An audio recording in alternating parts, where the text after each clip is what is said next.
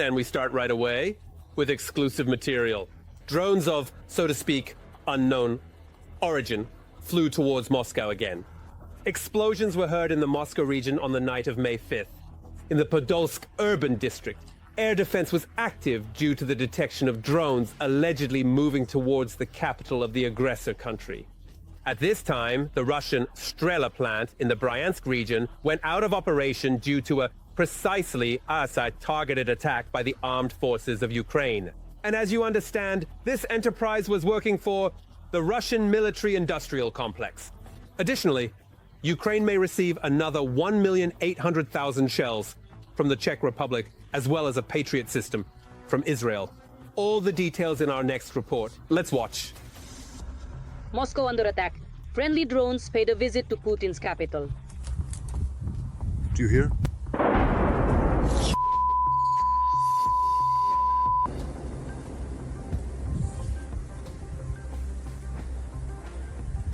This is... Moscow Mayor Sobyanin stated that the Russian air defense allegedly repelled an attack by 4 drones. Nighttime bangs were also heard in the Moscow region. Something's buzzing over there. There it flew off somewhere. I can't see a damn thing. Due to the drone raid, Rosaviatsia declared the carpet plan at Moscow's Vnukovo airport.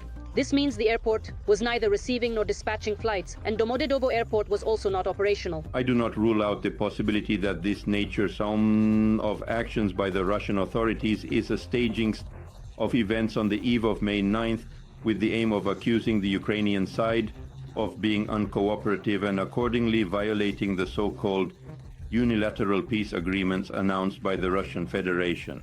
It also hit the Bryansk region. As a result of the attack, a massive fire broke out at the Strela plant in the village of Suzemka.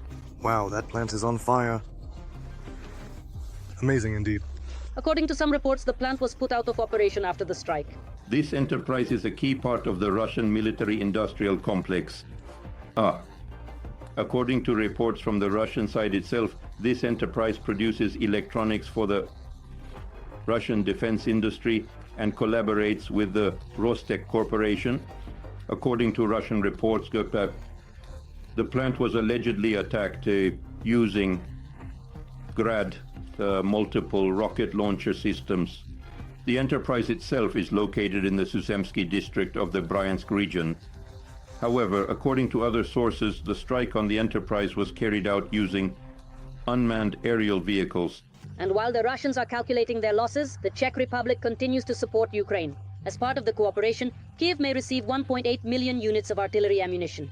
According to the EU's own estimates, the capacity of European partners to provide Ukraine with artillery shells by the end of 2025 is about 2 million shells. This significantly enhances the combat capability of Ukraine's defense forces and reduces the firepower advantage, which until recently was in favor of the Russian side. In addition, Ukraine will receive a modernized Patriot air defense system, which was previously based in Israel. Negotiations are also underway with allies about the possible transfer of another system from Germany or Greece, according to the New York Times citing American officials. The chances of obtaining it are quite high. It should be noted that currently there are 8 Patriot systems in Ukraine, but 2 of them are under repair. The Patriot is the only anti-aircraft missile system capable of countering aeroballistic targets. There is also the European equivalent SAMP-T, but they are limited in number.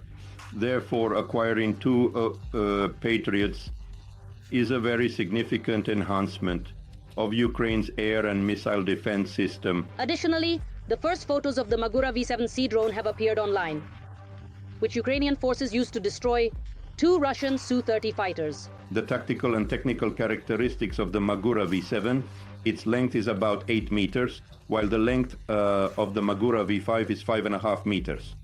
The Magura V7 has a modified nose shape which implies improved seaworthiness.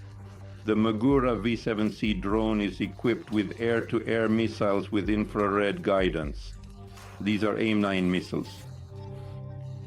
It should be noted that the choice of these particular missiles is not accidental. They are the most widely used. The destruction of the Russian Su became the first ever elimination of a combat aircraft by a sea drone.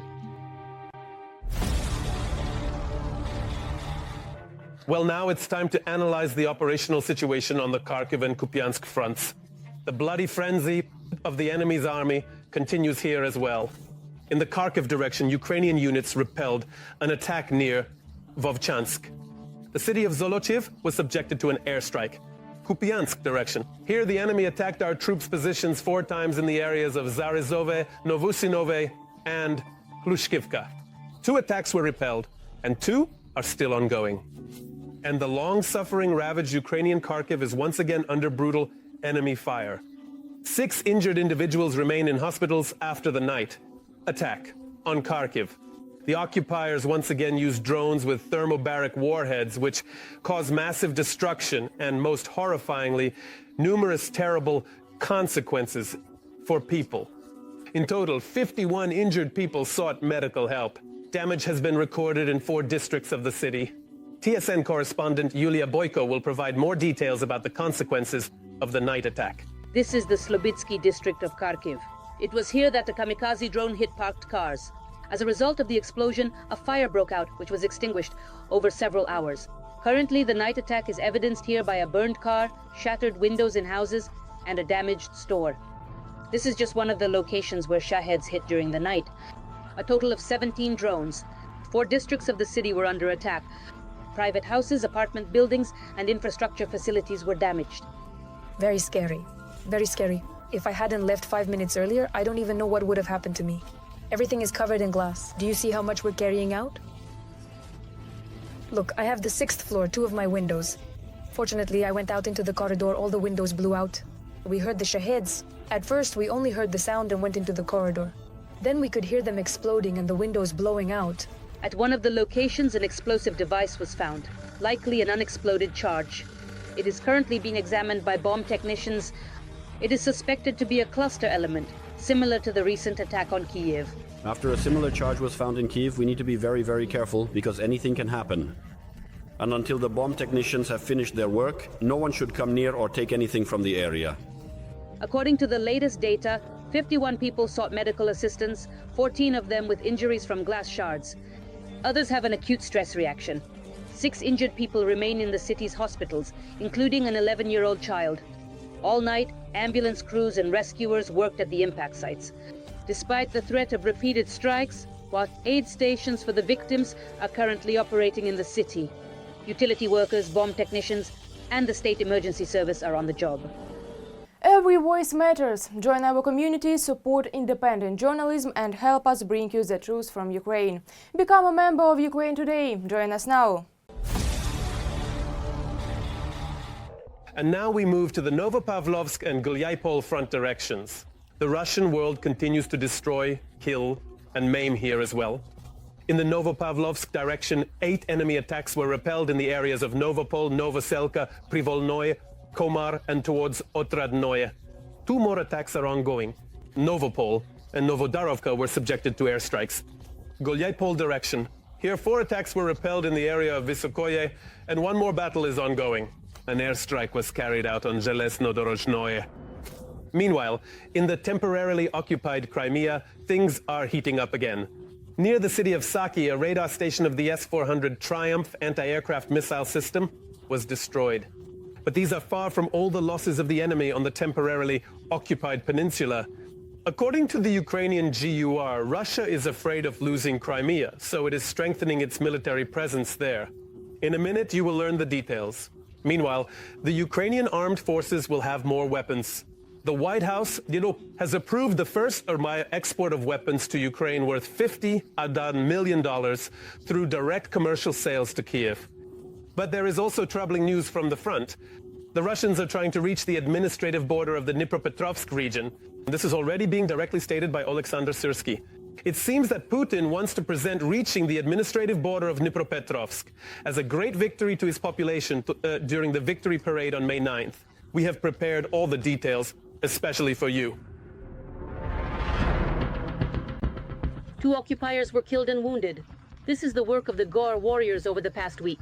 Also, during the specified period, Scouts on the front destroyed and hit 26 Russian vehicles, 4 armored vehicles, 4 artillery systems, 7 attack drones, 6 communication antennas, 4 electronic warfare systems, and more than 140 enemy engineering and fortification structures. In these frames, the work of the pilots of the 59th Brigade against the enemy during the assault on Avdiivka in Donbass. In the temporarily occupied Crimea, near the city of Suky, a radar station of the S-400 Triumph anti-aircraft missile system was destroyed. And this is far from an isolated case. Apparently, the Russians cannot protect the peninsula they have occupied, which is why they are concentrating their troops there. Today we see that the process, or rather the stage, of demilitarization of Crimea is ongoing. And today we are talking about the destruction of military facilities on the territory of the temporarily occupied peninsula. Today we are talking about the fact that among these objects, first and foremost, is the airfield infrastructure, the air defense infrastructure, in order to enable our other forces to operate more actively, for example, in the sky. Nevertheless, the situation on the front of the Ukrainian-Russian war is dynamic. The Ukrainian Defense Forces have advanced towards the Kursk region, which, according to the Russian Ministry of Defense's narrative, is completely liberated, as well as near Toretsk in the Donetsk region. At the same time, the army of the aggressor country Russia has advanced near Lyman and in the Toretsk direction. In some locations, unfortunately, there is tactical advancement of the enemy in certain directions. And there are improvements in our tactical positions, particularly around Toretsk. Although the situation in the mentioned areas does not remain very difficult, and Lyman is a very difficult situation, as are Toretsk and Kursk, because the enemy is trying everywhere to make the most of everything they have today, to press in these directions and attempt to fulfill at least their tactical objectives. The occupiers do not abandon hope of breaking through to the administrative borders of the Dnipropetrovsk region. We clearly see that this whole topic of Dnipropetrovsk has emerged precisely among Russian propagandists and the Russian command. A large informational accompaniment, a major informational psychological special operation, is being conducted by the Russian side, because Putin needs some statements about victories, but there are none. On the other hand, we are responding to all these challenges. I am speaking about the defense forces, and Commander-in-Chief Syrsky has given his assessment, as well as what the defense forces will be doing in this direction in the near future. There is more news for Ukrainian defense. The White House has approved the first export of weapons to Ukraine, worth $50 million through direct commercial sales to Kyiv. This happened immediately after the signing of a deal for Americans to use Ukrainian mineral resources. We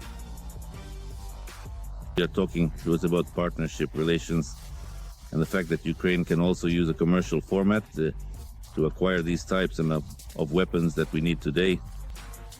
Therefore, it is evident that mutually beneficial cooperation and the economic security of our country are also the national security of our state. What is the real difference between the Russian and Ukrainian armies? Ukrainians protect people, while Russians kill. According to Russian telegram channels, at night, a Russian serviceman, reportedly possibly under the influence of drugs, entered the home of the Larin family with many children in the village of Girye, Kursk region, under the pretext of checking documents, and shot the couple. 41-year-old Olesya Larina died from gunshot wounds. Her husband was in intensive care. The couple's children were unharmed,